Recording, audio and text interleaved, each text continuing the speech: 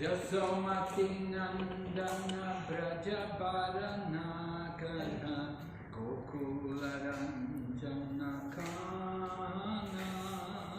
Yasomati Nandana Brajabarana Gokula Yasomati Nandana Brajabarana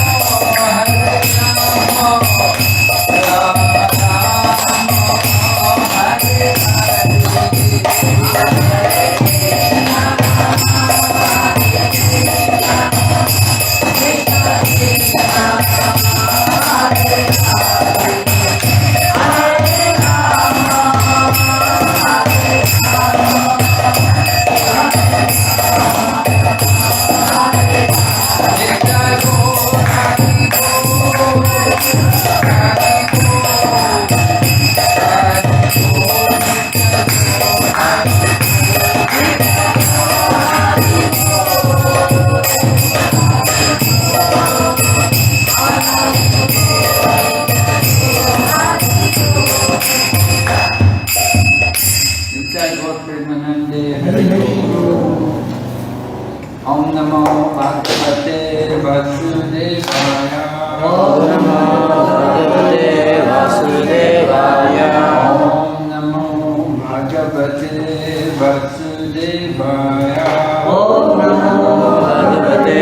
Vasudevaya. Om Namo Bhagavate Vasudevaya. Om Namo Bhagavate Vasudevaya. We're reading the Bhagavad Gita as it is, chapter 10, the opulence of the Absolute, text number 4 and 5.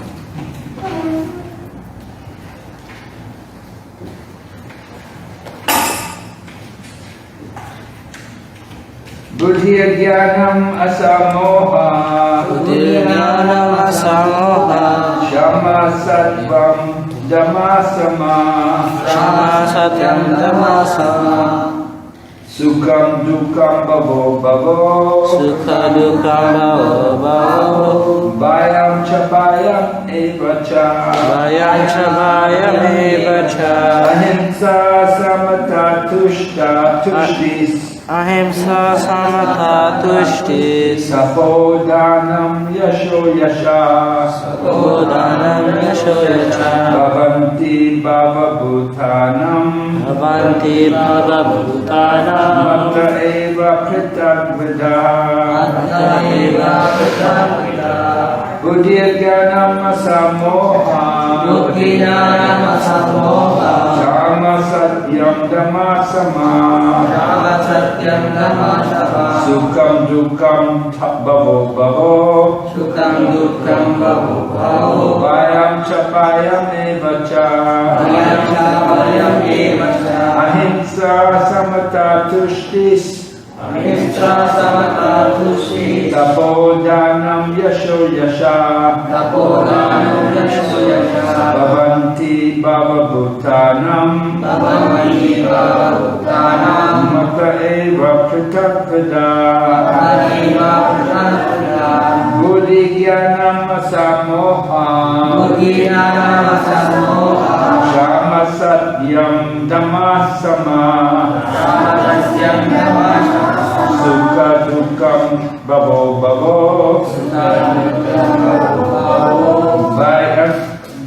Vayam Cha Vayam Eva Cha. Ahimsa Samata Tushtis. Tapodhanam Yasho Yasha. Bhavanti Bhavabhutanam. Mata eva pritagvida.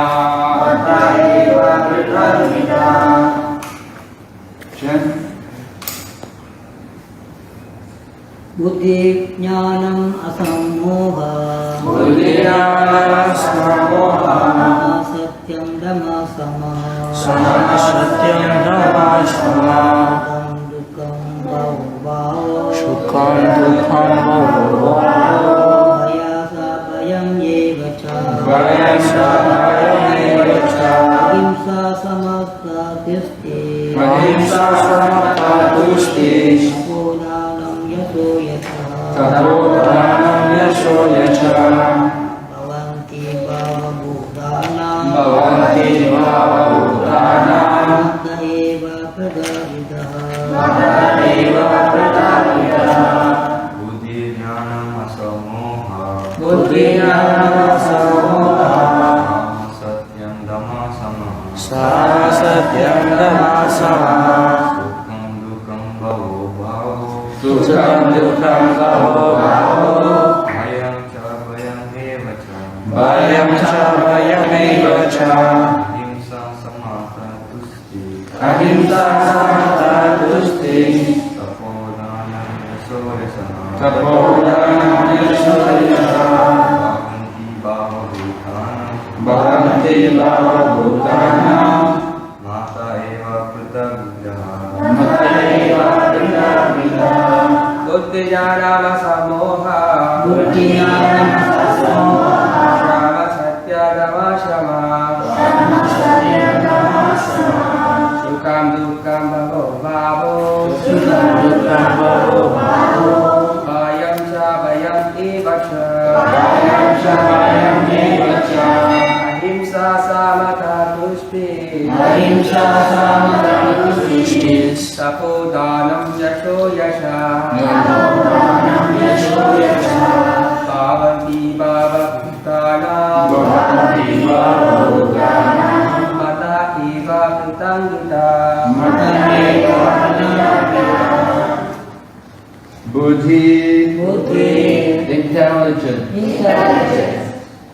Jnanam, knowledge. Asamoha, freedom from doubt. Shama, forgiveness. Satyam, truthfulness.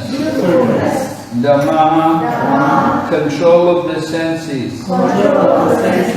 Sama, control of the mind. Sukham, happiness. Dukham, distress. Bhava, birth. Abhava, death. Bhayam, fear. Cha, also. Abhayam, fearlessness. Eva, also. Cha, and. Ahimsa, non-violence. Samatha, equilibrium. Tushti, satisfaction. Tapa, penance. Dhanam, charity. Yasha, fame. Ayashaha, infamy. Bhavanti, come about.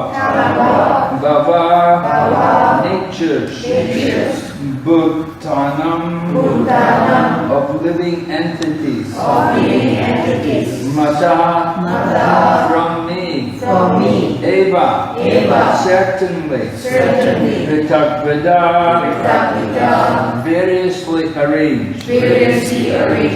Translation: intelligence, knowledge, freedom from doubt and delusion, forgiveness, truthfulness, control of the senses, control of the mind, happiness and distress, birth, death, fear, fearlessness, non-violence, equanimity, satisfaction, austerity, charity, fame and infamy.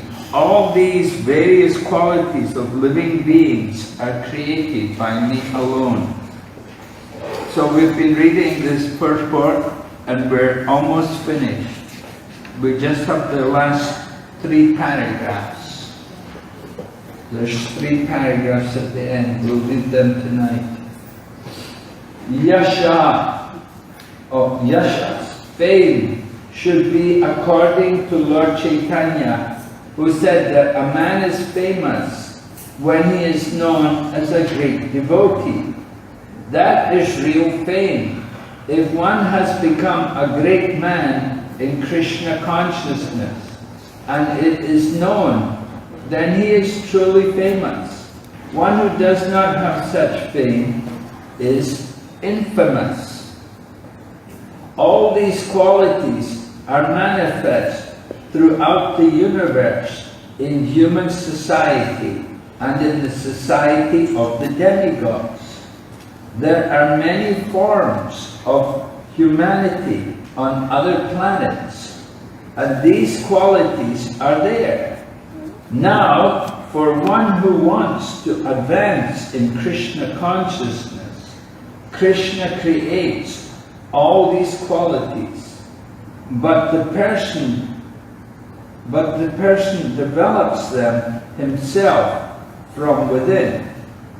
One who engages in the devotional service of the Supreme Lord develops all the good qualities as arranged by the Supreme Lord.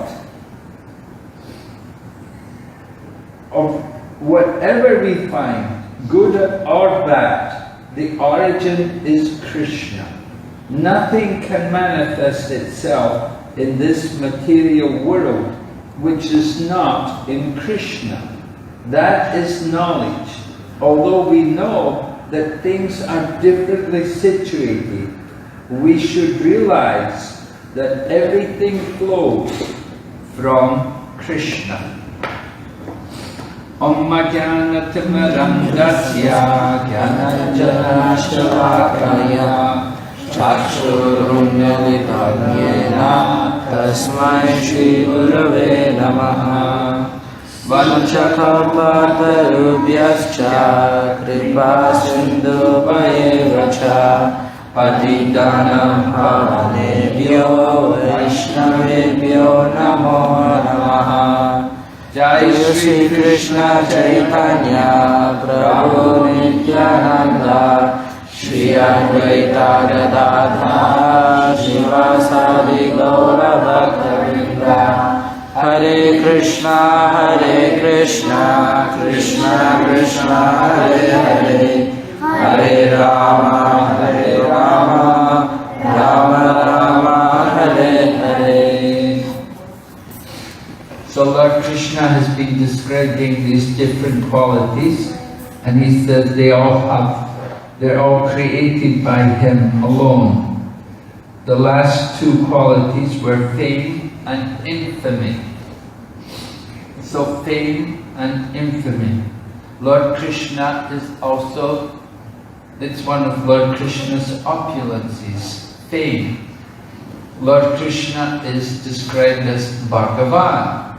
In the Bhagavad Gita, when Lord Krishna speaks, then it's described Sri Bhagavan Uvacha. So Lord Krishna is known as Bhagavan, one who has opulences.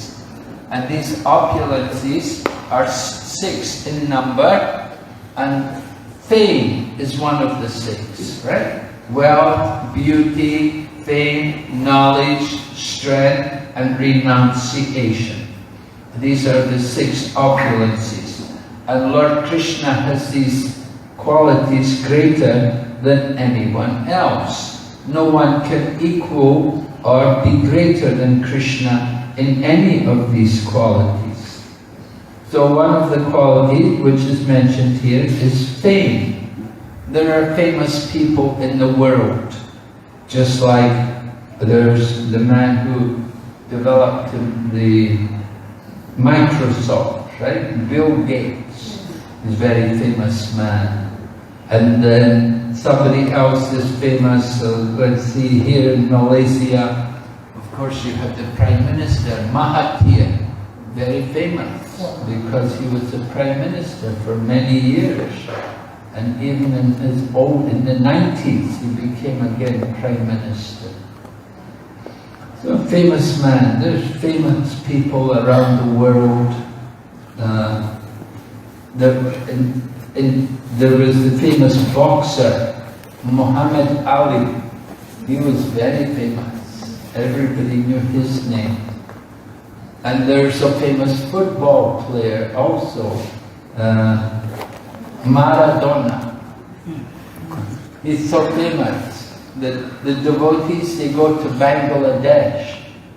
And when they go to Bangladesh, you know, they have programs in Bangladesh. There's a lot of Hindus, although Bangladesh is a majority Muslim country, but there's still many Hindus live there. And they have programs for the Hindu people.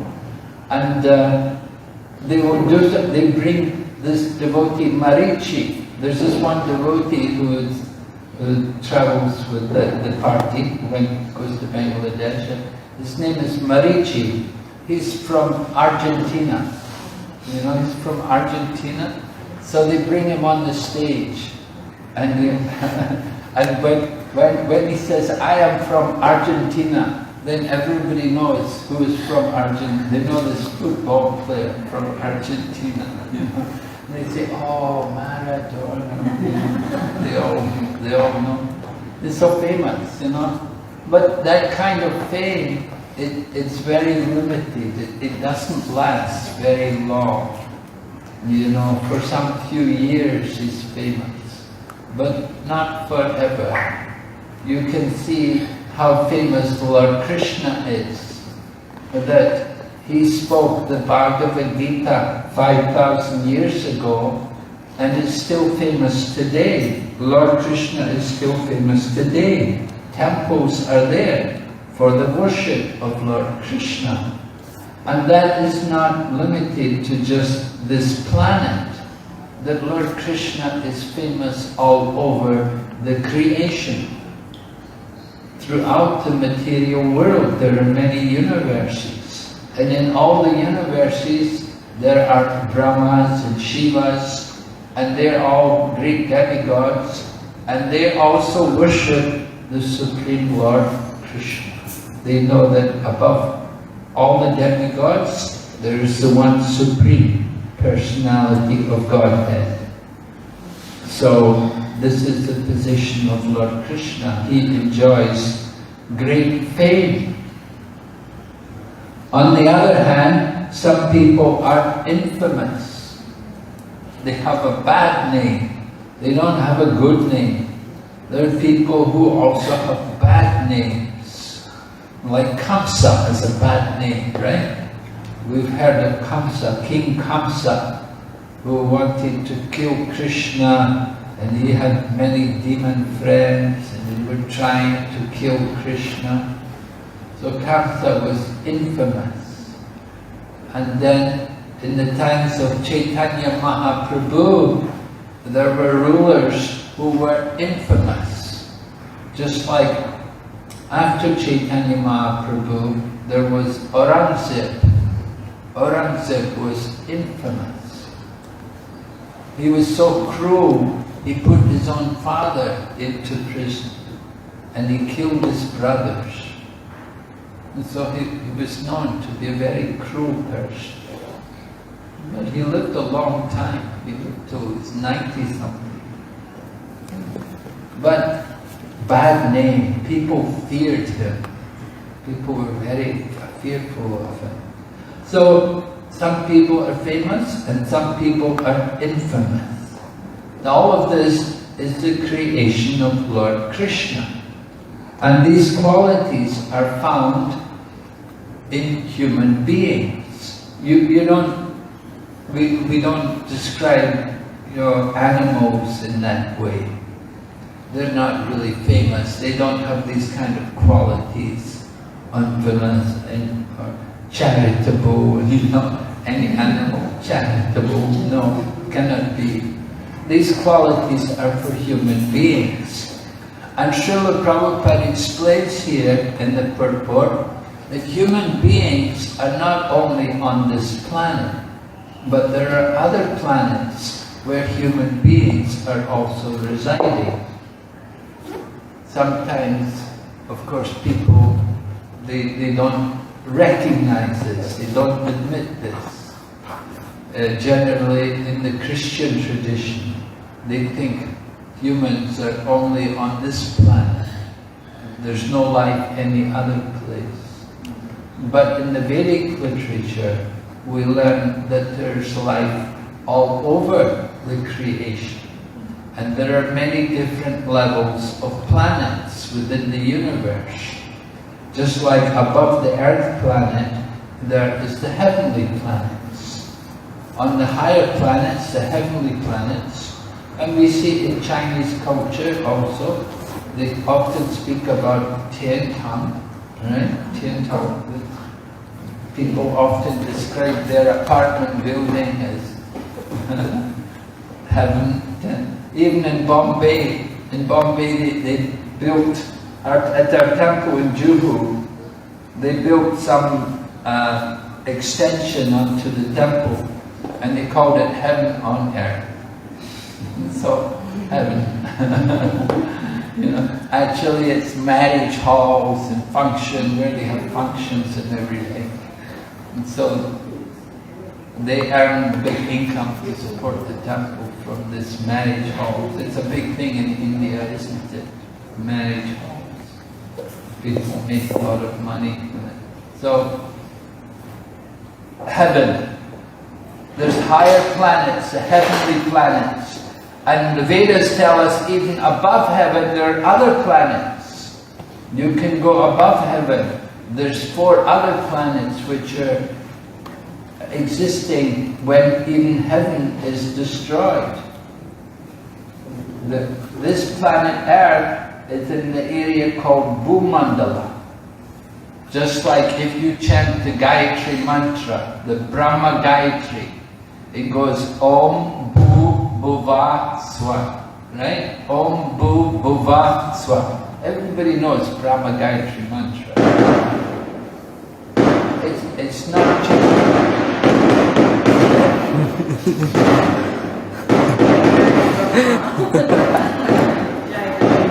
indigestion problems. It's not, Gayatri Mantra is not chanted aloud, but still people in general, they know the Brahma Gayatri Mantra. So it begins like that. Om Bhur Bhuva Swaha. Bhu is Bhuloka. This earth is in Bhumandala. And above Bhumandala is Bhuva. Bhuva Loka. Higher planets above the earth planet. And above the Bhuva Loka is Swarga. Swarga means heaven in Sanskrit. That's the Sanskrit word for heaven, Swa. So heavenly planet. So 3 levels within the universe. But there's others. There's others also. There's lower planets. There's the hellish planets at the bottom of the universe, which are below Bhumandala. So in the bottom of the universe, you don't get sunlight. It's dark all the time. Just like some places in Russia. Mataji knows. There's some places in Russia. And in Europe even, if you go to Finland, northern Scandinavia, they will call it the land of the midnight sun. They have sun in the midnight, in the summer. And in the winter, no sun. That's Scandinavia, not the northern hemisphere, northern Russia, and like that. There's no sun. You don't get much sun in the winter, very little. And you get more long sun. Be very late at night. Will still be sunlight right till midnight. Sun sets later. So some places are like that. And in the bottom of the universe, it's all dark. There's no light there at all. And people are living there, just like the Asuras. Bhagavad Gita describes there are 2 kinds of people. There's the Devas and the Asuras, or the Suras and the Asuras.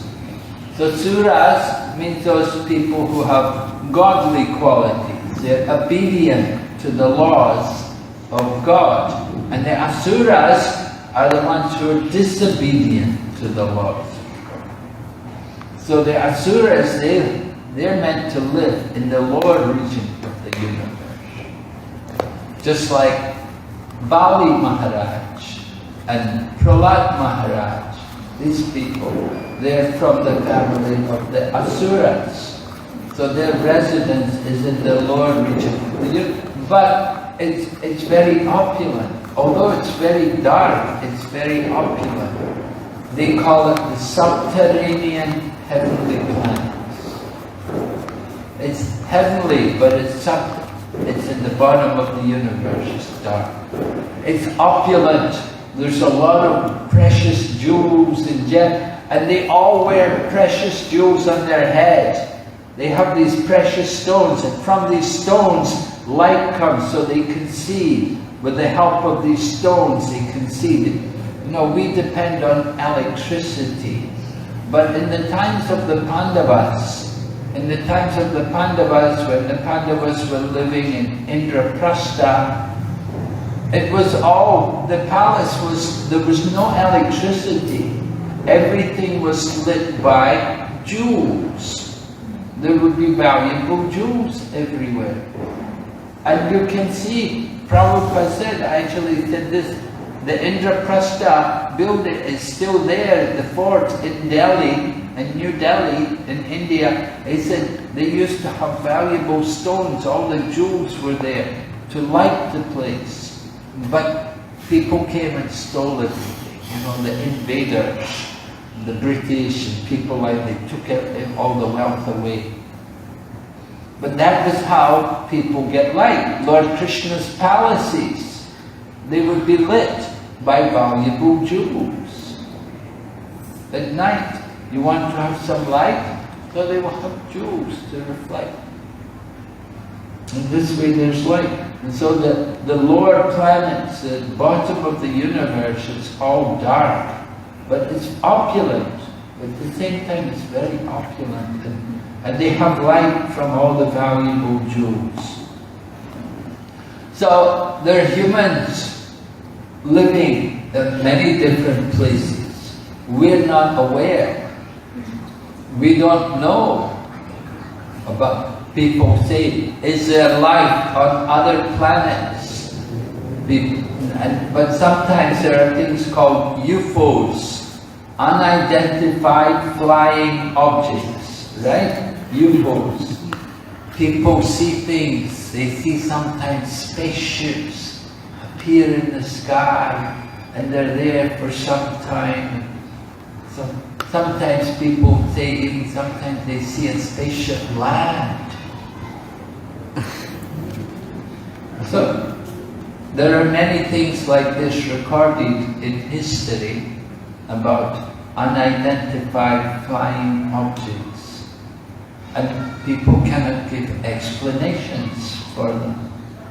There are many things on the planet which are difficult to explain.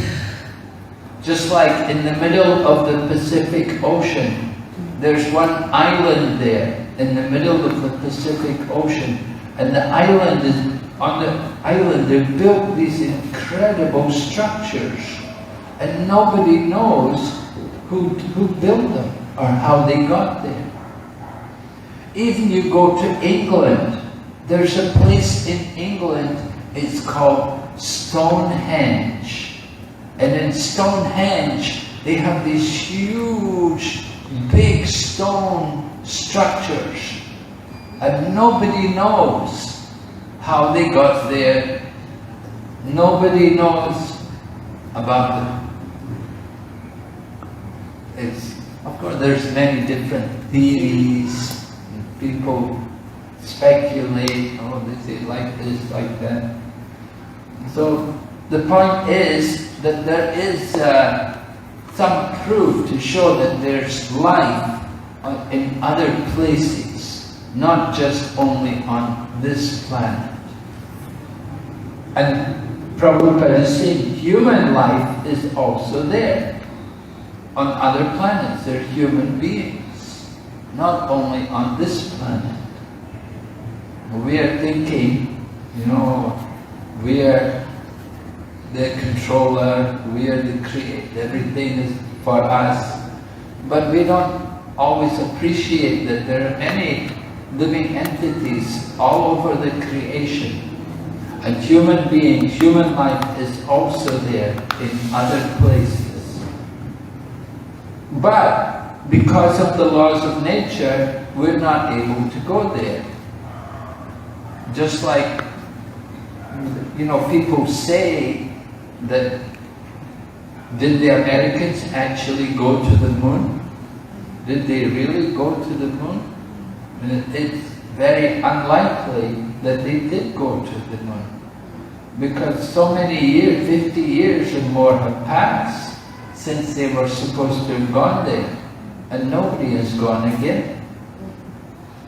So, in fact, even when they tried to go into space, all the people died.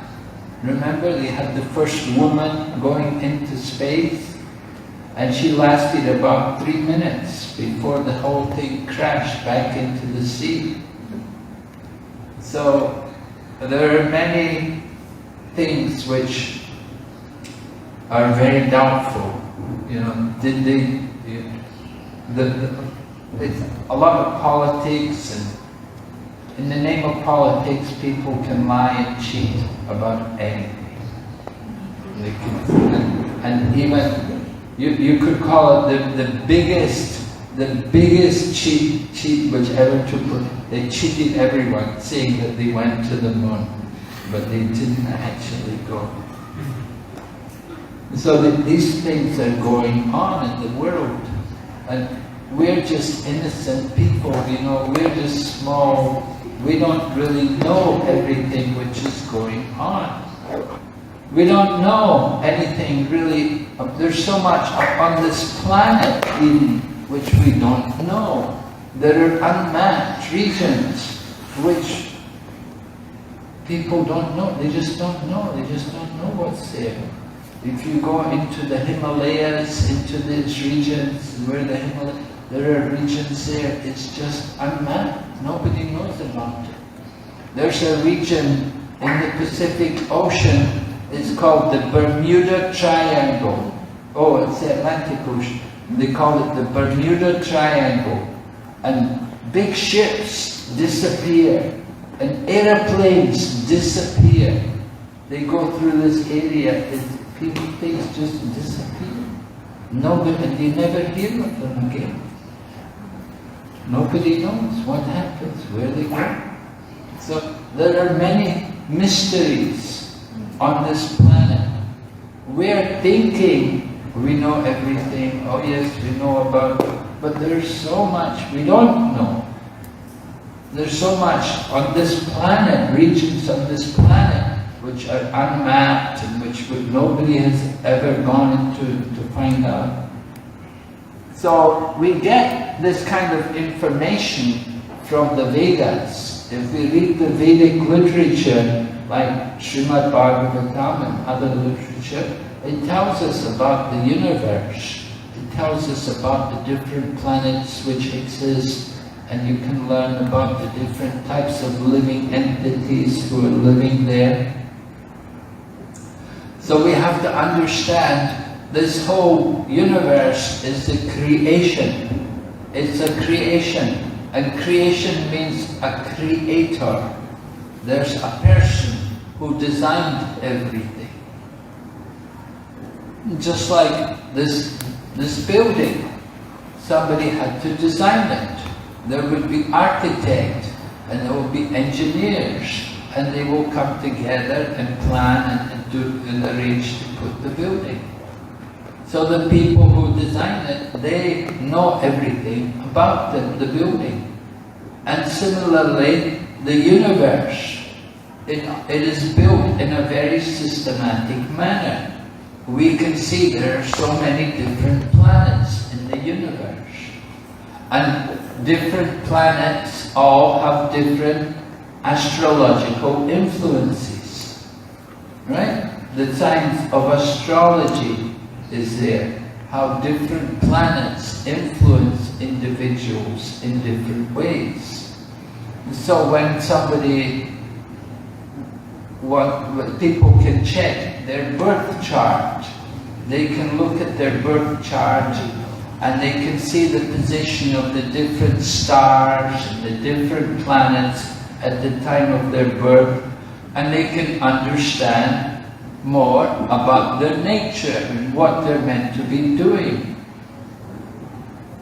So all of these different planets, they all have different influences on people. It's a science. And people apply that science in many different ways. Even in times of war, different politicians, they would have their astrologers to tell them differently. What should they do? What time should they attack? There are good times and there are bad times. There is times when Rahu is Rahu Kala, the time of Rahu. Rahu is a demon planet. Rahu is a demon. So if it's Rahu, the time of Rahu, it's a very inauspicious time. You don't want to do anything at that time. Just like there's the one day in the year, Akshaya Tritiya. Have you heard of the Akshaya Tritiya? Yeah, the ladies all know Akshaya Tritiya. That is the day people like to go and buy gold. They will go and buy gold on Akshaya Tritiya. And that is a day for investment. People want to begin a business or do business, that they'll open their company that day. It's a very auspicious day in the year, the Akshaya Tritiya. And some people, they do marriages even that day. So, why? Why is it auspicious? because different planets are in certain positions on that day. They makes it a very auspicious time in the year. You see, Akshaya Tritiya. And so different planets, it indicates that there is some control, there's some very complex design in the universe. And people have studied different animals and different insects and nature, and they can show how there's so much intricate design in the bodies of different living entities. The different creatures which are on the planet, their bodies are all designed in different ways to facilitate different functions. So it indicates there's some intelligent personalities behind the universe. We do not accept atheistic theories about how the world came about. Just like the scientists' theory, well, one theory they have is the Big Bang theory. Right? Just like we were hearing boom, boom, boom. Fireworks going off. So can we say that from this Big Bang, creation will come about? Everything, life will come about? No. Rather, the Big Bang simply destroy. They're simply destroying things. They're not creating any order. They're simply destroying. You know, when you look at a city like Melaka, so can we say that Melaka, how did it come about? Well, during the night there was a Big Bang. And we woke up in the morning and there it was, Melaka. It just came from the Big Bang. It's so foolish. We laugh, but this is the theory which is being presented by so-called scientific people. And of course then they have other theories like evolution. And evolution, again, it's a theory. Theory means no proof. They don't have any proof of these things. They simply talk and present this theory. Well, it could be like this. And they offer their, there were chemicals, and the chemicals, they interacted together, and they created molecules, and the molecules became DNA and RNA, and these are the building blocks of life. And from the DNA and the RNA, you got very basic life forms, and living entities, and first of all there's the aquatics from the sea, and then gradually some creatures come out of the sea and they walk on the land, but they're walking on all fours, and then after some time then they start to stand up. You see, they stand up on 2 legs, not on 4 legs. And they say in this way life has evolved from lower life species to higher life species. That is the atheistic theory. But we say no, we say life has evolved down from the higher species, it's evolved down to the lower species. The higher species mean demigods, the devas. They are the higher species. They come first and they create the other living entities. Brahma creates, is the creator, the designer, engineer of the living entities. We know the gopis were cursing Brahma that he created eyes which blink and it obstructs the gopis' vision of Lord Krishna. So design is there. The design is done by people like Lord Brahma. It's not just by chance. There's no such thing as chance. But everything, there's a reason, cause behind it. So this is stated by Lord Brahma. He says, Anadir Adir Govinda Sarva Karanam Karanam. That Lord Krishna is the cause of all causes. and He's the origin of all origins. Everything comes from Him. So all of these different qualities, they're all coming from Lord Krishna. And people will develop their different qualities according to their natures, according to their particular nature, their karma, you could say, their particular proclivities, their tendencies towards different things will depend on their previous life. The things we do in our previous life, it puts us into this life. We continue. Just like sometimes you see young children, very quickly they can play the piano because they've learned in their previous life. You get people like that. They're, without training, they could just sit and play the piano. Not very common, but it happens. You do get people like that. And you see also young children here, like this young boy here, how he can play kartals and how he will chant Hare Krishna, because from his previous life he already had devotional inclination. So he is born in a devotee family, so that from his very childhood he can be in the association of devotees.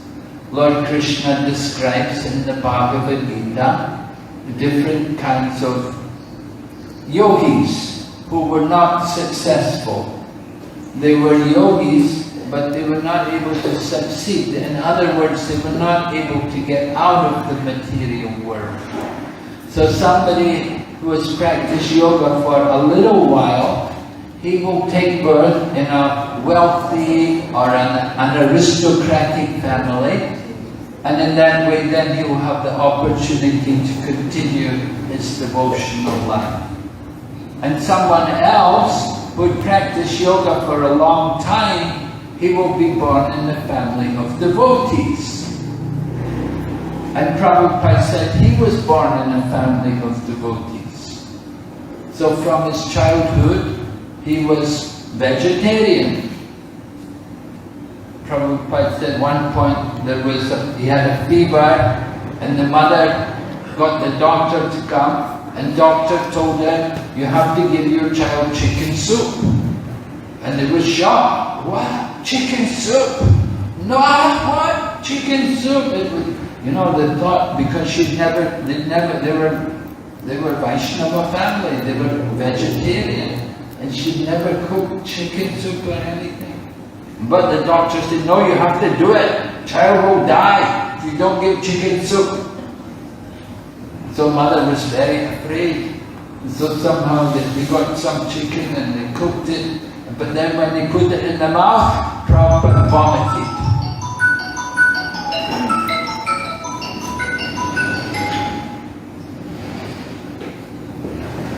Prabhupada, the child vomited.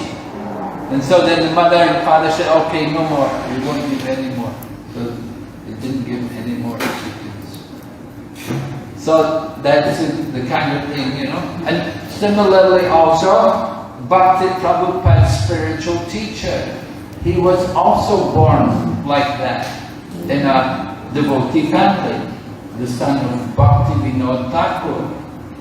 And so he was brought up to be a devotee. And one day he had taken mangoes before they were offered. And the father said, oh, you have committed an offense. You did not offer to Krishna. And so the young boy made a vow that I will not eat mango again. And for the rest of his life he didn't eat mangoes. And whenever people brought mangoes, he would say, no, I cannot take, I am an offender.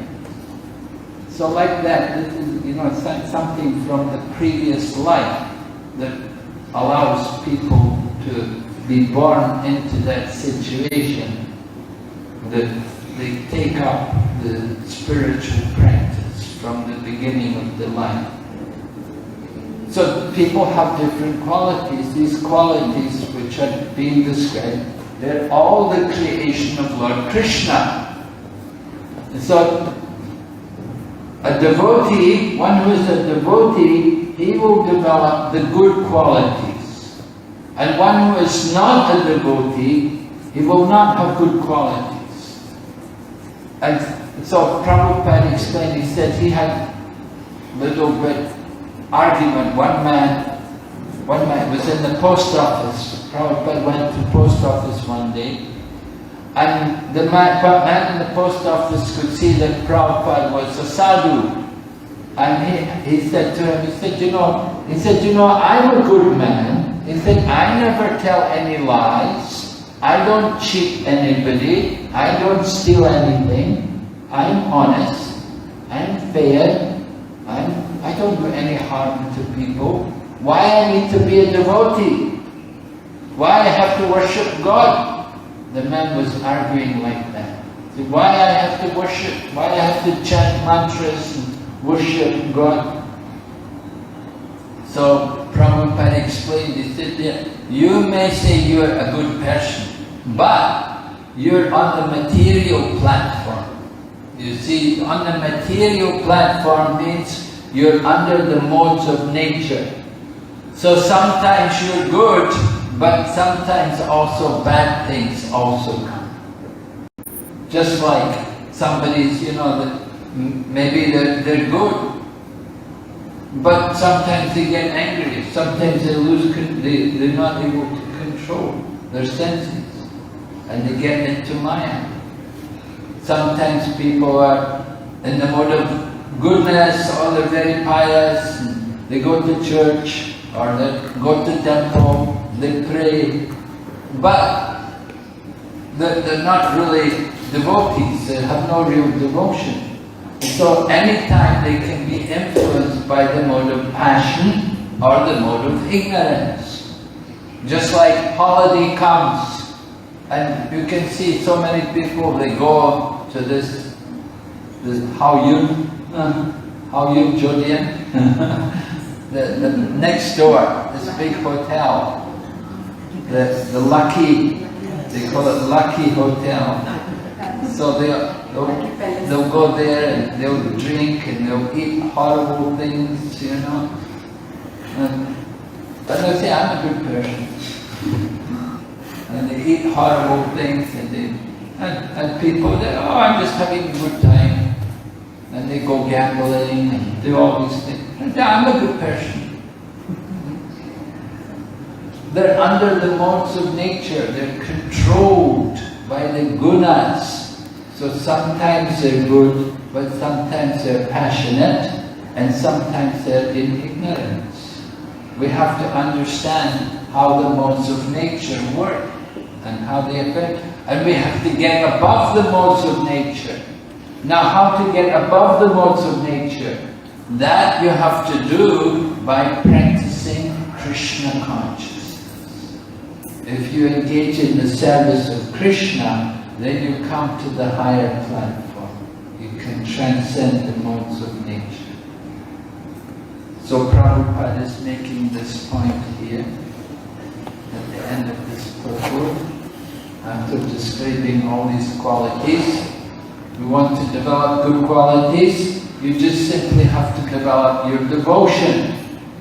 Or you may think, oh, I have to be non-violent, and you do things to be non-violent. Oh, I have to be famous, I have to do things to become famous. Oh, I have to be truthful, I have to...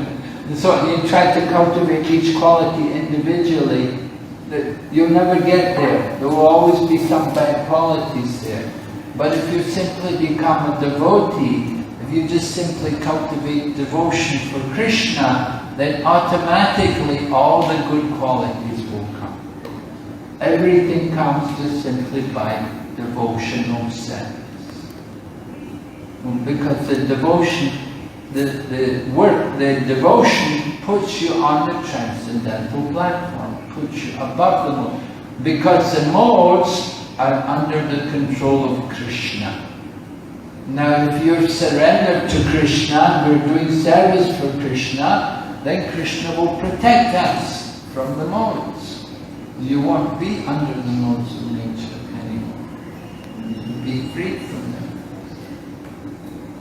But if you don't surrender to Krishna, then the modes will get you. The modes, the three modes. And you can see Lord Shiva has got the Trishu, and Durga has got that Trishu, and Ganesh, Vinayaka, he's also got the Trishu. They're all carrying that. That's the modes, the miseries of material life. You get all these things because you didn't surrender to Krishna. So don't make the mistake, we should surrender to Krishna. Right? Right. You going to surrender? Alright, any question? Yes? Hare Krishna, Guru Maharaj, please accept my humble obeisances, all glories to Srila Prabhupada. Just now in your class, Guru Maharaj, you were saying that yogis who are unsuccessful, they get born into devotee families, and you gave the example of Srila Prabhupada and Srila Bhaktisiddhanta Saraswati Maharaj. I have an understanding, Guru Maharaj, please correct me if I'm wrong, but it was my understanding that the Srila Prabhupada came from the spiritual world, right, Guru Maharaj? He didn't have a past life, right? I thought he descended straight from the spiritual world. Please correct me if I'm mistaken, Guru Maharaj. I don't know. Well, I'm quoting Srila Prabhupada. If you read that section of the Bhagavad Gita, in the purport, Prabhupada describes how he was born in a devotee family. And he said also his Guru Maharaj was also born in a devotee family. So it's not by chance that he was born in a devotee family. If somebody is born in a devotee family, they must have been already an advanced yogi, maybe not quite perfect, as you say, maybe they were, but maybe he could have come from the spiritual world. But we don't know.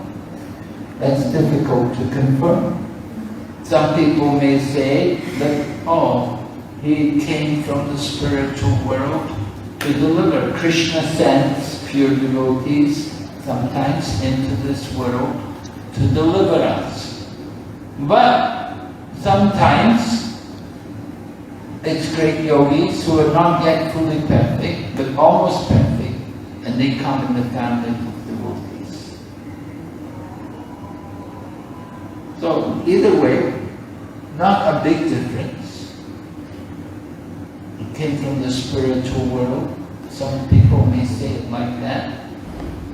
But if he didn't come from the spiritual world, at least he must have been a very advanced yogi, as said in the Bhagavad Gita. Thank you very much. Yes? Okay. Guru Maharaj, to accept my humble obeisances for going to Srila Prabhupada, should devotee ask some astrologists about their life? Is there some point in it or not, or should we just surrender to Krishna? Well, astrology is a Vedic science. Jyotish, it's a Vedic science. And a number of acharyas, they were great astrologers. Prabhupada's Guru Maharaj, Bhaktisiddhanta Saraswati, he was a great astrologer. And similarly, Vishwanath Chakravarti Thakur also, he was a great astrologer. They knew astrology. Of course, when it comes to devotional service, it's not very important, but some things can be understood with the help of astrology. It's a Vedic science. It's not, the problem is now is Kali Yuga, so most people are not very expert in the astrology. And people are thinking more about money, and they will say things and they will tell you things you want to hear, so they get more money from you. And people can cheat you easily. So it's not 100%. That's the point. It's not 100%, because the astrologers are not very pure. Just like when Lord Chaitanya was born, his mother, Mother Sachi, she was carrying the child in the womb for 14 months, and she hadn't delivered the child. So that they were worried, what's wrong? But then her father was a great astrologer, Nilamba Chakravarti. And he looked and he saw and said, oh, there's a very auspicious day coming, and this child must be waiting for the very auspicious time to take his birth. And that's what happened. The Chaitanya Mahaprabhu appeared on the Gaur Purnima. He was waiting for that auspicious time to appear in the world. So, of course, sometimes people wait, they calculate auspicious time, they'll have a cesarean that night. So that the child can take birth at an auspicious time.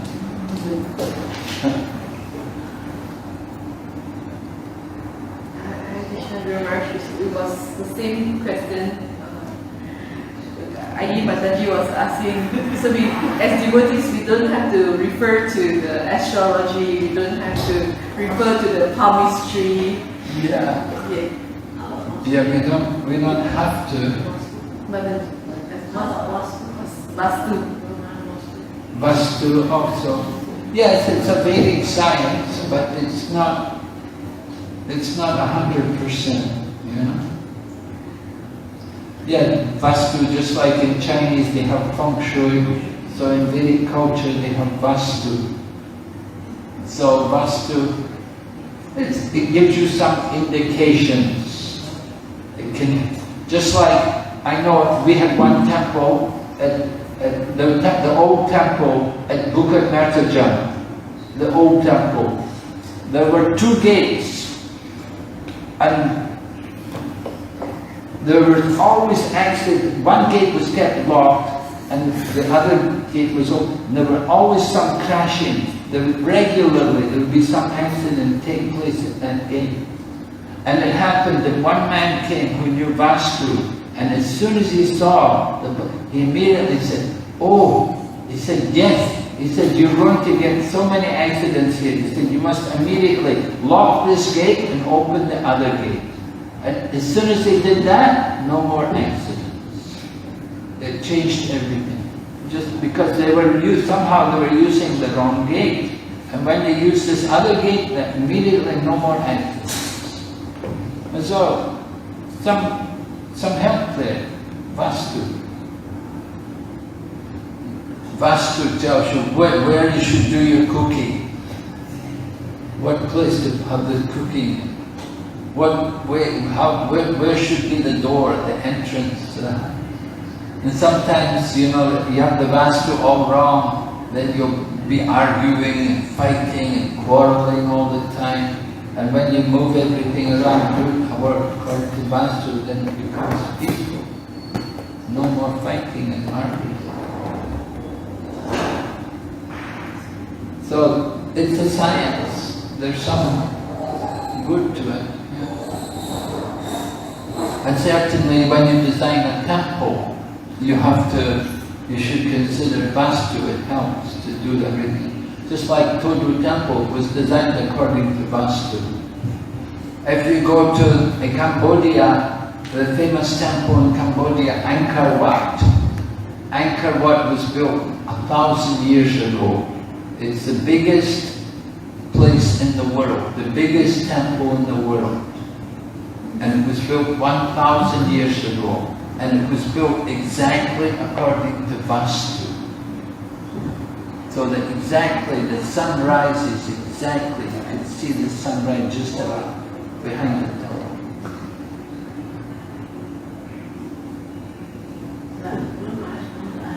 Let's say when we buy a house, when we buy a house, we cannot really change the position anymore. But you should be very careful when you buy the house. You should check the vastu before you buy it. You don't just go and buy the house. You check the vastu and see, is the vastu good? Sometimes you buy things, the vastu's all wrong, and that nobody wants to buy it. It's just a problem. You have to check these things beforehand. The vastu is very important. It makes a big difference. Guru Maharaj, I know one incident in Mayapur. One devotee told me about Vastu.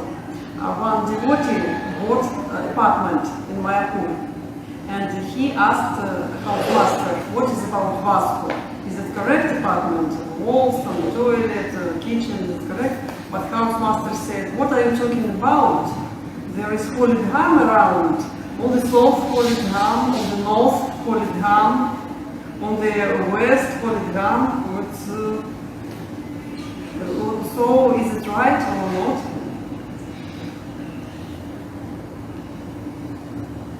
I couldn't understand what you said so well. This Vastu Shastra is applicable in holy dhams. Is it applicable in the holy dham? Yes. Yeah, definitely. In designing the temple, they have to do it by vastu. Yeah. I mean, you could say, yeah, well, it's a holy dham, doesn't matter.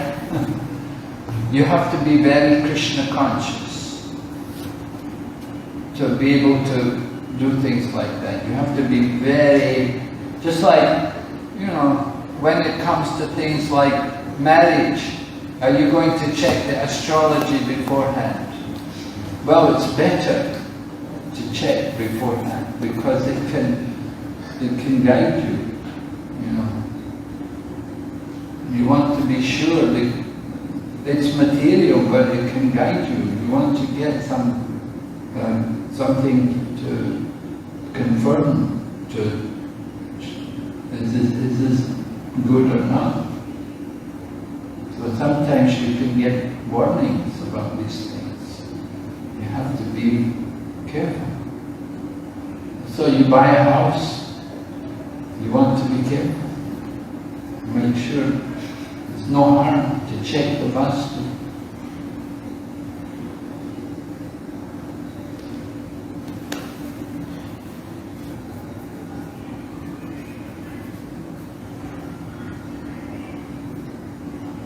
You can say, oh, it's a holy dham. Anything goes because it's a holy dham. Not very good thinking. You're taking a big risk.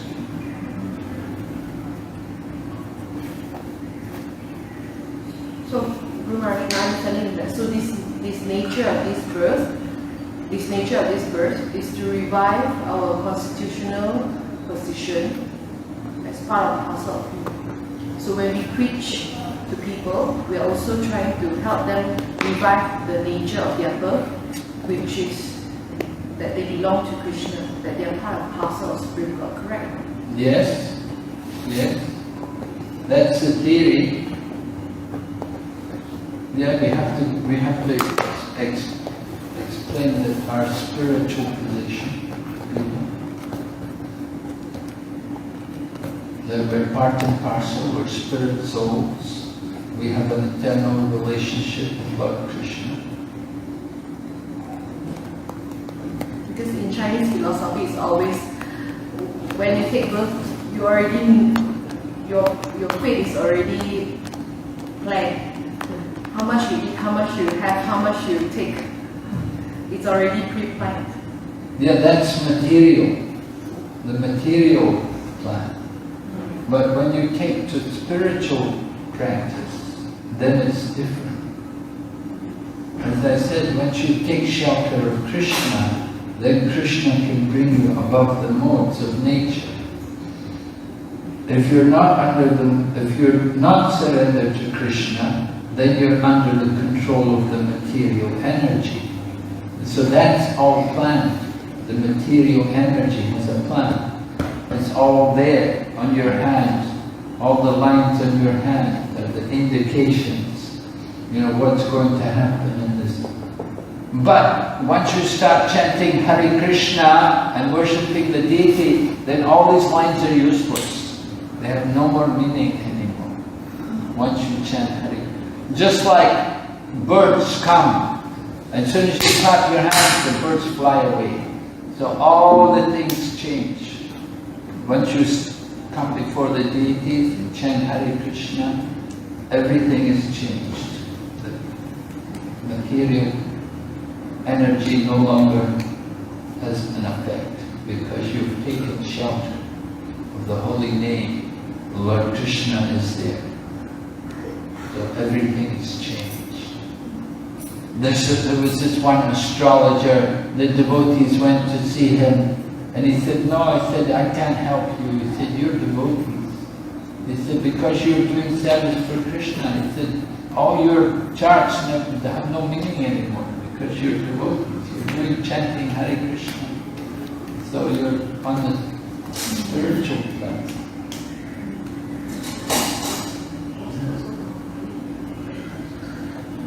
Guru Maharaj, this applies just for pure devotees or for even people who start chanting? Well, it depends, of course. Yeah, people just start chanting will have some effect. Krishna says, as you surrender, I reward you accordingly. And so, somebody just started chanting, they're devotee. They're not fully devotee, but they're on the path. So it's up to them.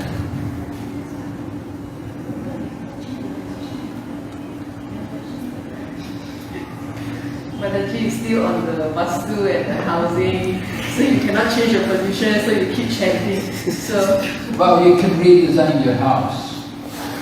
Somebody, who did that? Was it Chuang in Penang? She changed the door of her house because the vastu was wrong.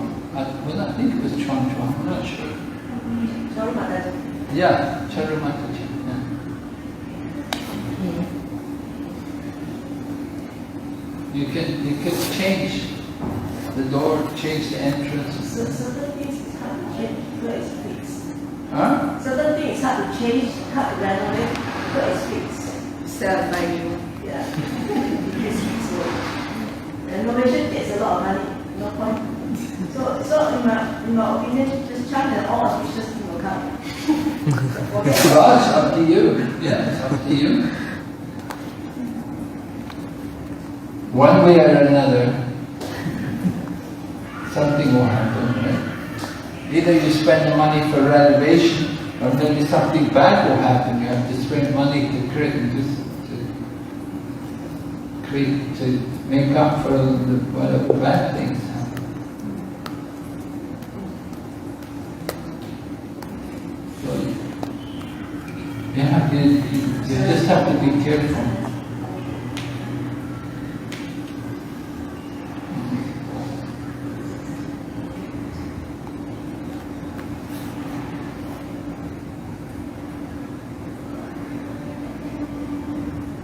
It's up to you. You have to decide that you don't want to spend the money. It doesn't mean that no bad will come. But if you can avoid that some bad things, some evil influences, it's worth it. Have you been told the vastu in your house is bad? That one is Chinese feng Huh? Chinese feng shui. Feng Shui. Well, Feng Shui is, that's atheistic. There's no concept of God in Feng Shui. But the vastu is the concept of, Vishnu, and it's a different thing from Feng Shui. So what's there in Feng Shui may not be there in the vastu.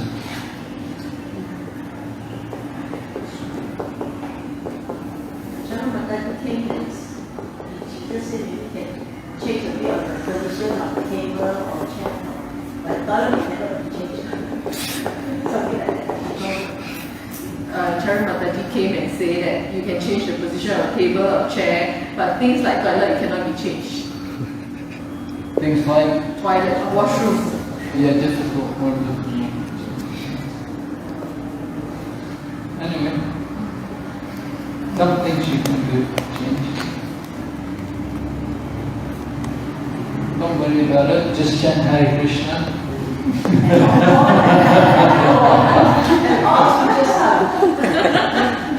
Just chant more. Take full shelter of the holy name. If you take shelter of the holy name, Krishna will protect you. Okay, Bhagavad Gita ki jai.